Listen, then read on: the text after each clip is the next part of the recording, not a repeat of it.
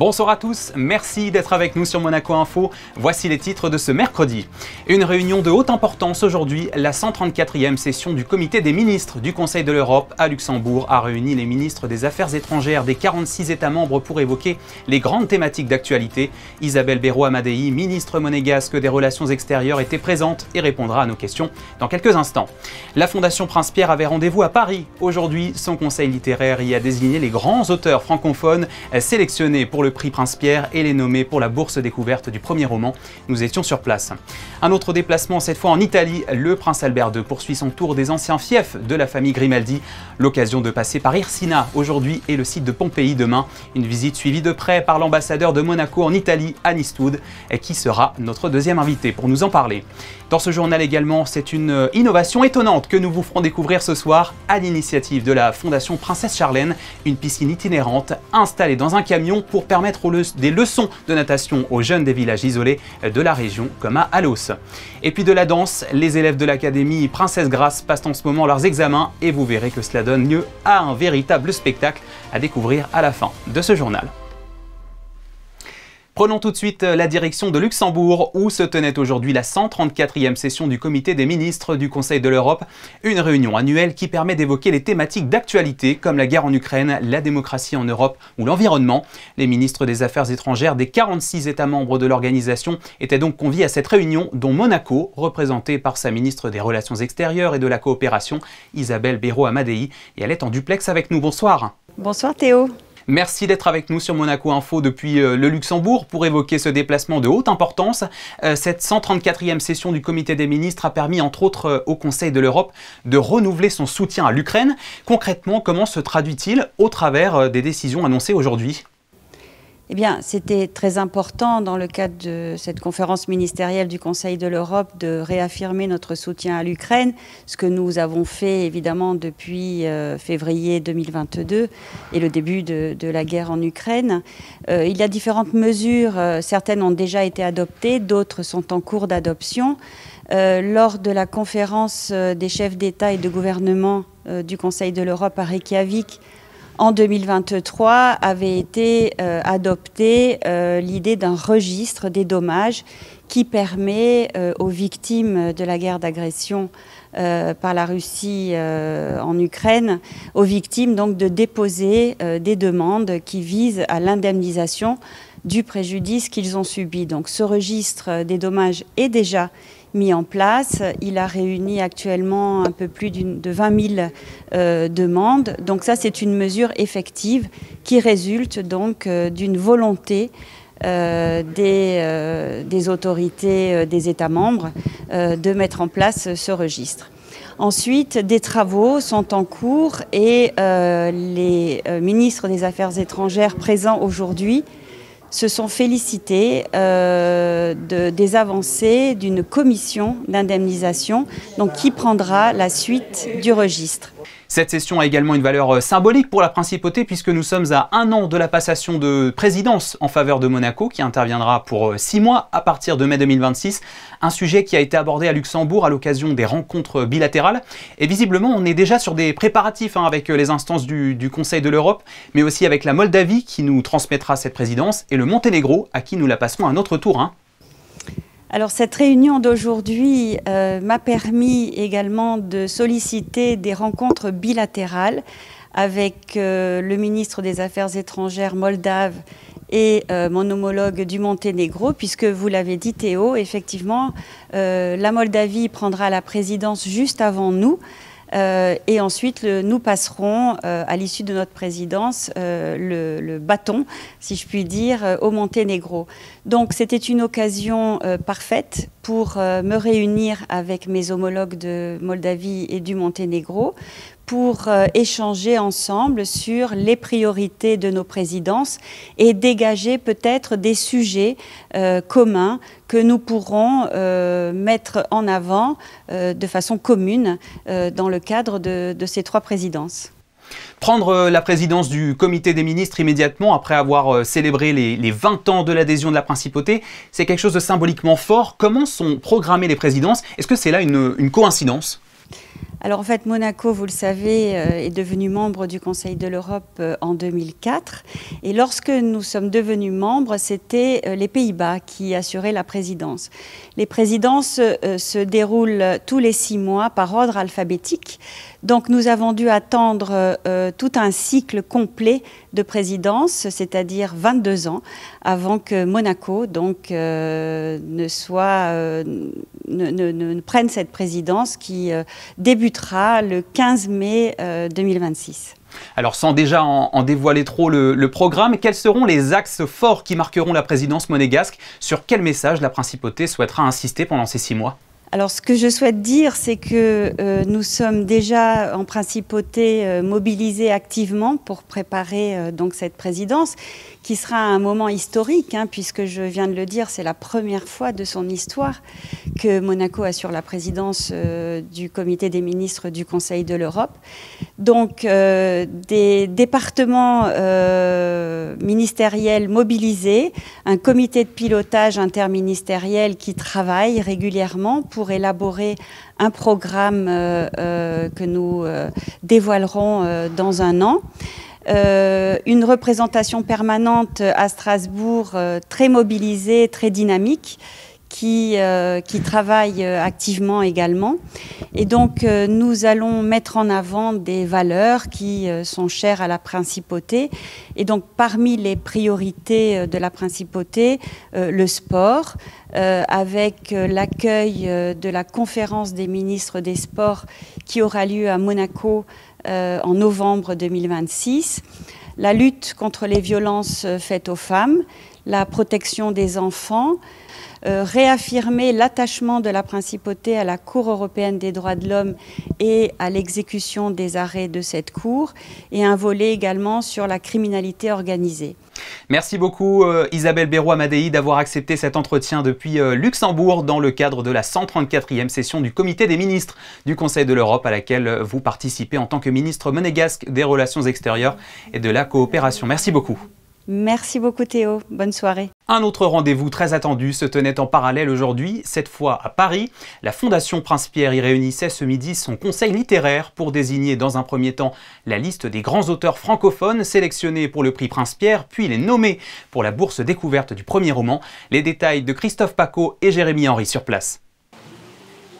Oui, traditionnelle réunion du Conseil littéraire ce midi à Paris, hôtel Ritz, bien sûr, tout près de la place Vendôme, présidé par son Altesse Royale, la princesse de Hanovre, avec encore une fois un parterre d'écrivains de renom, bien sûr, à l'image d'Amin Malouf qu'on va rencontrer dans quelques instants. On était là, aujourd'hui, tout près de cette fondation, pour vous dévoiler, bien sûr, les noms retenus d'abord pour le Grand Prix, le prix Prince-Pierre, puis pour la catégorie des petits jeunes talents, de ceux qui viennent d'écrire un premier livre. C'est le prix de la découverte. Voici les nommés.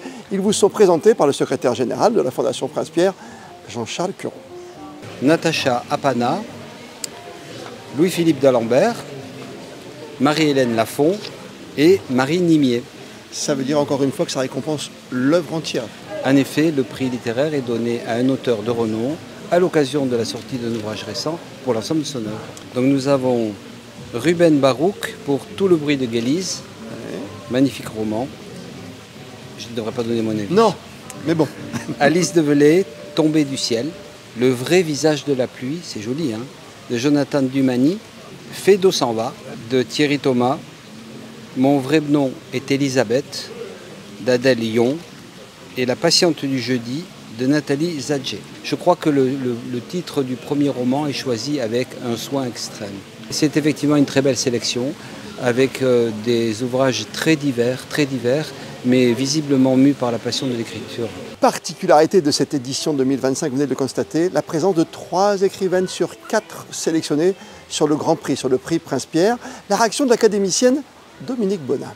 Alors ce n'est pas du tout intentionnel, elles se sont imposées d'elles-mêmes, sans que, pour ainsi dire, on ait à plaider pour leur cause, parce qu'il y a des romans vraiment très remarquables cette année dans cette sélection. J'espère qu'elles vont continuer jusqu'à l'automne et qu'on verra leur nom briller. C'est important au départ, effectivement, pour les académiciens qui sont là, de repérer dans la nouvelle génération des forces vives. Et j'attache moi beaucoup d'importance à ces premiers romans, à ces deuxième roman, c'est-à-dire les débuts de l'écriture, pour les avoir vécus moi-même. Je sais la passion que cela contient, mais je sais aussi la part d'incertitude, de doute. On a besoin, quand on est jeune, quand on commence quelque chose, d'avoir la reconnaissance de personnes plus âgées, mais qui exercent le même métier et qui partagent surtout la même passion. Dominique Bonnat et son formidable, inoubliable Malika. Et puis rencontre ici dans les Jardins du Ritz, après ce conseil littéraire, avec Amin Malouf, prix Goncourt pour Le Rocher de Tagnos, aujourd'hui membre éminent de l'Académie française. Il y a des moments où on couronne quelqu'un qui s'est imposé par la qualité de son œuvre, par l'ampleur de son œuvre. Il y a des moments où on a envie de pousser un peu quelqu'un dont on a lu des choses très belles et qui n'est pas suffisamment connu. C'est un mélange d'un peu de découverte, d'un peu de confirmation. Et c'est un peu le jeu des jurys littéraires, d'être à la fois en train de constater et de faire découvrir. Vous avez reçu la médaille du mérite ? J'ai eu la joie de recevoir des mains de la princesse Caroline le titre de commandeur du mérite culturel de Monaco. J'étais vraiment heureux. Et puis ça va un peu au-delà. Je pense qu'il y a un lien affectif avec la principauté. Je suis un méditerranéen, je viens d'un pays, le Liban, qui géographiquement ressemble un peu à Monaco. Donc Monaco, c'est un peu un pays entre mes deux patries, entre la France et le Liban. Amin Malouf, secrétaire perpétuel de l'Académie française. La remise des prix, du prix Prince-Pierre comme le prix de la découverte, aura lieu à l'Opéra Garnier. Là aussi, comme le veut la tradition, sera le 14 octobre prochain. Le prince Albert II poursuit quant à lui son tour des anciens fiefs de la famille Grimaldi. Après les Ardennes, c'est en Italie qu'il se rend. À cette occasion, il a rendez-vous à Irsina et sur le site archéologique de Pompéi. Pour tout savoir de ce déplacement exceptionnel, nous sommes en ligne avec l'ambassadeur de Monaco en Italie, Anne Eastwood, qui fait partie de la délégation elle aussi. Bonsoir à vous. Bonsoir. Merci d'avoir accepté cet entretien sur notre antenne. Madame l'ambassadeur, ce voyage princier est à la fois une façon pour son Altesse Sérénissime le Prince de rendre hommage à ses prédécesseurs et de se souvenir tout particulièrement de sa mère, la princesse Grace. Tout à fait, comme à chaque déplacement qu'effectue le prince souverain auprès des sites historiques, récemment en France, mais nous avons la chance de le revoir en Italie et particulièrement ici en Basilicate où il s'était déjà rendu, donc dans cette région d'Italie du Sud, il y a 2 ans maintenant, pour aller visiter un certain nombre de fiefs. Il y en avait 2, c'était Monteverde et Ripacandida à l'époque, qui étaient aussi donc des anciens fiefs de la famille Grimaldi. Et aujourd'hui, nous nous trouvons donc à Irsina, une nouvelle commune qui vient d'intégrer l'association italienne des sites historiques. Et comme à chaque déplacement qui nous réserve des merveilles, ce sont de petits endroits, de petits villages, souvent inconnus, souvent d'ailleurs inconnus des Italiens eux-mêmes, mais qui sont toujours spectaculaires en dehors des liens évidemment historiques qu'ils entretiennent avec la dynastie des Grimaldi. Cela fait plusieurs fois maintenant que le souverain vient en Italie, vous l'avez dit, et il a toujours été très bien accueilli avec beaucoup d'enthousiasme. J'imagine que ça n'a pas changé cette fois. C'est toujours des instants absolument de communion populaire avec à la fois la participation des anciens, parce qu'ils sont souvent nombreux, et comme aujourd'hui des jeunes, des enfants qui viennent participer à ce grand moment qui est toujours la visite du prince souverain, puisque c'est un chef d'État qui se rend dans leur commune, et c'est en dehors je dirais du coup de projecteur que cela amène aux communes elles-mêmes, une occasion de fêter et de renouer ces liens très anciens qui nous unissent à travers l'histoire de la famille Grimaldi. Comment se portent les relations entre Monaco et l'Italie aujourd'hui ?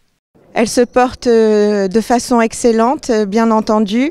Nous avons récemment accueilli, il y a tout juste 2 jours, une commission bilatérale italo-monégasque donc, qui entretient ce dialogue que nous avons, évidemment, les ambassades sur place, chacune l'ambassade de Monaco en Italie auprès du gouvernement italien et ma collègue ambassadrice de Monaco avec notre propre gouvernement.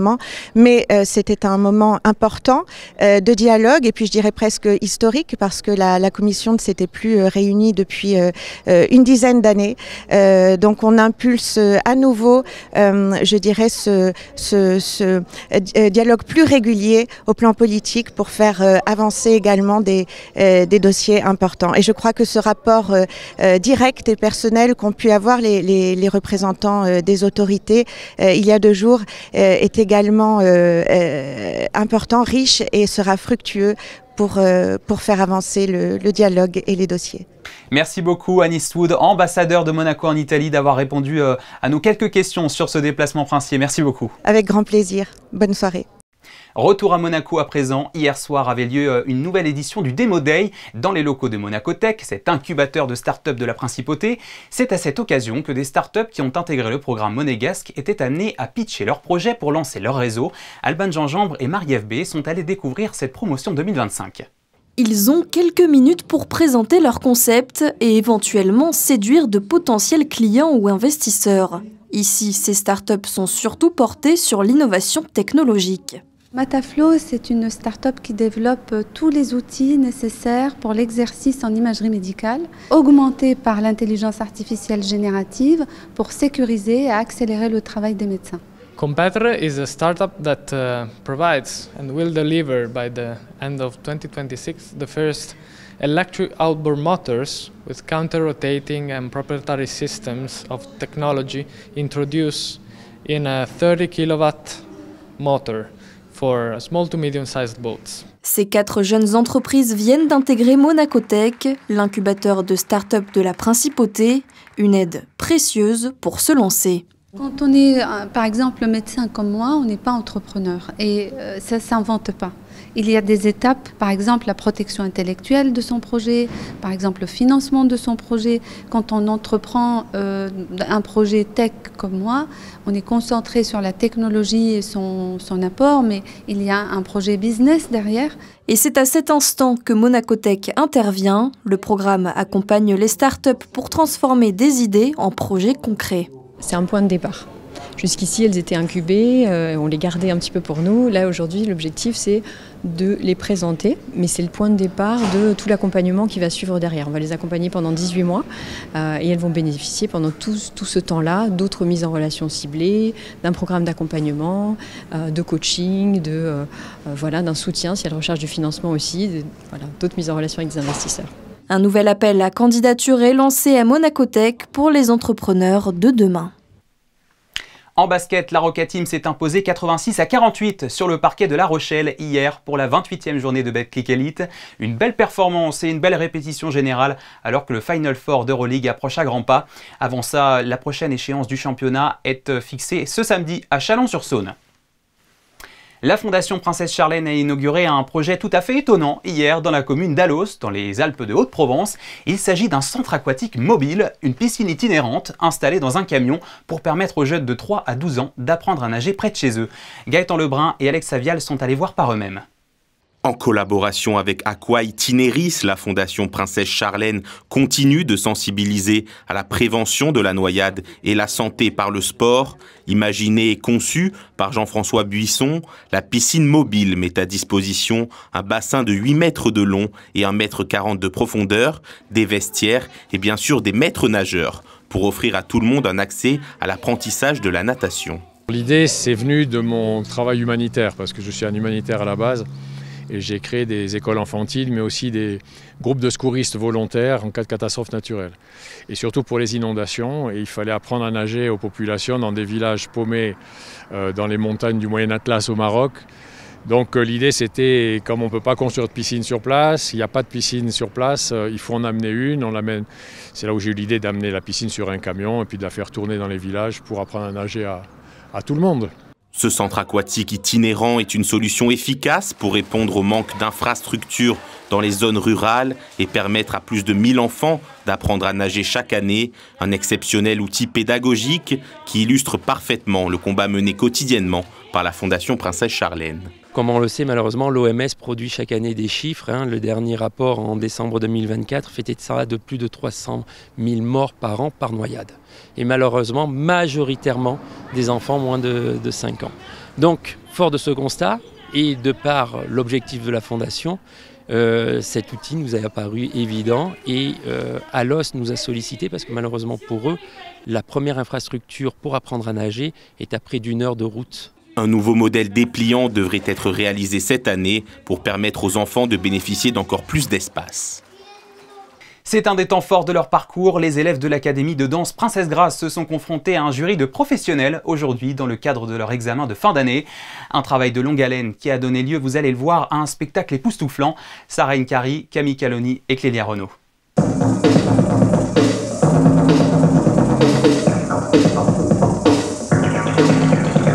Tour à tour, les 40 élèves de la prestigieuse école ont performé sur la scène de l'atelier des ballets sous le regard attentif des juges présents devant eux et du directeur de l'Académie Princesse Grace. Hier, on a fait une dernière réunion. Je demandais qu'est-ce que c'est la peur. Si vous avez peur de quelque chose, tout le monde, c'était toujours de dire « j'ai peur que le public n'arrivera pas à voir ce que je vais donner ». Et je dis il faut danser sans avoir cette idée. Il faut juste donner ce que vous avez. Vous devez être satisfait juste d'avoir donné le mieux que vous pouvez dans le moment qui arrive. Âgés entre 13 et 18 ans, ces passionnés issus des 4 coins du monde ont été évalués sur 3 variations, classiques, contemporaines et de composition, une dernière partie dans laquelle ils ont pu s'exprimer pleinement. C'est quelque chose qu'on a créé nous-mêmes, donc forcément on se sent plus à l'aise. C'est notre composition, notre choré, donc c'est un peu pour montrer qui on est au jury, donc je pense que c'est le moment où on prend le plus de plaisir. À l'issue des 3 heures de performance, les 5 danseurs de 5e année ont été diplômés. Je suis vraiment content avec le travail que j'ai fait pendant ces 5 ans. Et aussi, je suis un peu triste pour partir et pour commencer ma carrière. Mais aussi, en même temps, je suis vraiment content de continuer et d'avoir réalisé ce rêve. Pour les autres des niveaux inférieurs, cette matinée était l'occasion de se confronter au jugement des professionnels du milieu, comme Pontus Lidberg, nouveau directeur du ballet Nice Méditerranée.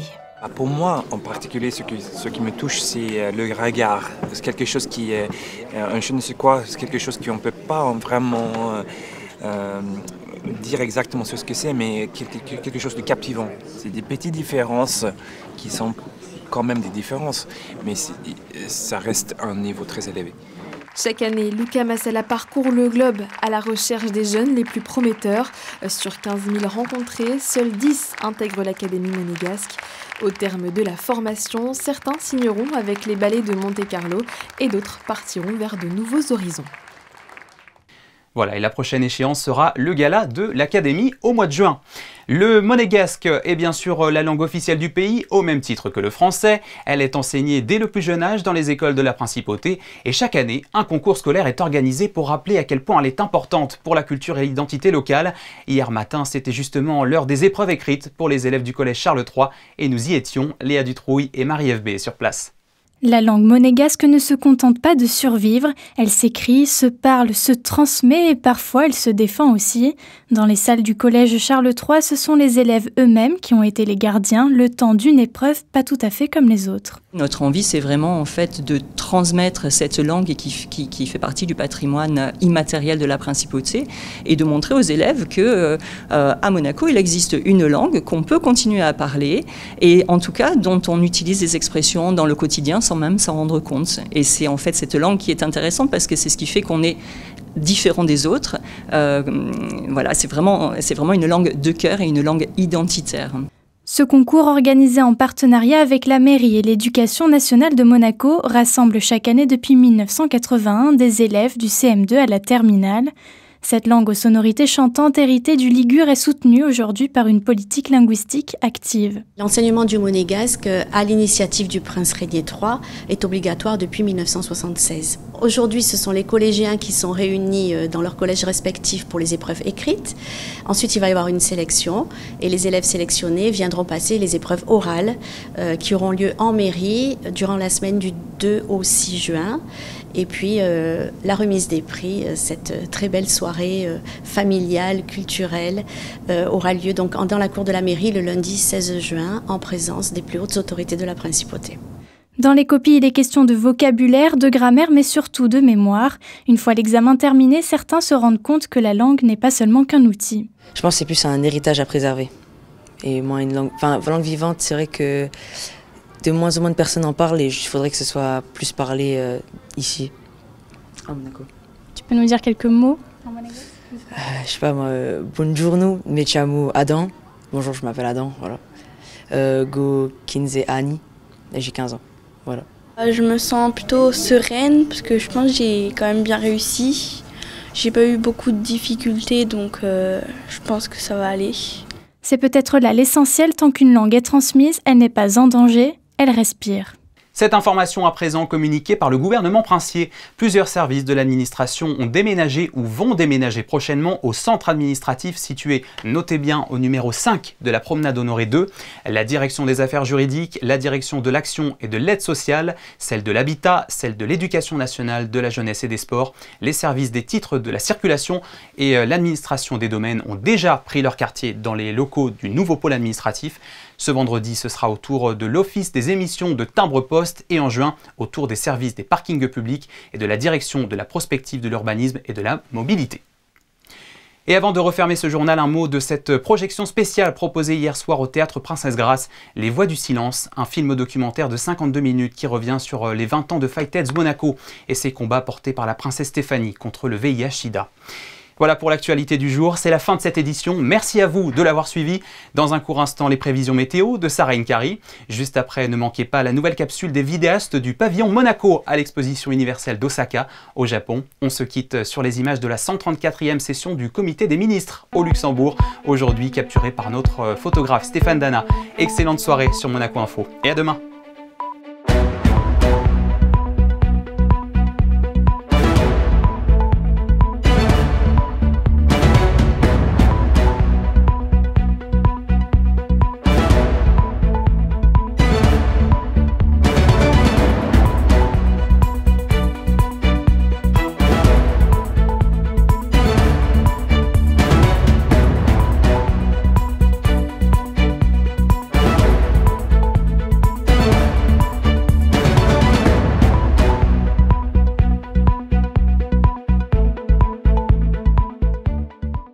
Retrouvez la météo avec Suisse Courtage, votre partenaire de confiance en assurance à Monaco. Protection sur mesure pour particuliers et professionnels. Bonsoir à toutes et à tous. Il y aura comme un air d'été demain en Principauté et sur la Côte d'Azur. Le soleil brillera de 1000 feux sans l'ombre d'un nuage. Pas de vent, pas de précipitation. Les feux sont au vert si vous souhaitez profiter de la plage. Pour ce qui est des températures, là aussi on s'approche de la saison estivale et gagnons quelques degrés. 14 pour la minimale, 22 pour la maximale et un ressenti, tenez-vous prêt, de 31 dans l'après-midi. Enfin, nous fêterons ce jeudi 15 mai la Sainte Denise, un prénom devenu très populaire durant les années folles. Belle soirée avec nous sur Monaco Info. C'était la météo avec Suisse Courtage, votre partenaire de confiance en assurance à Monaco. Protection sur mesure pour particuliers et professionnels.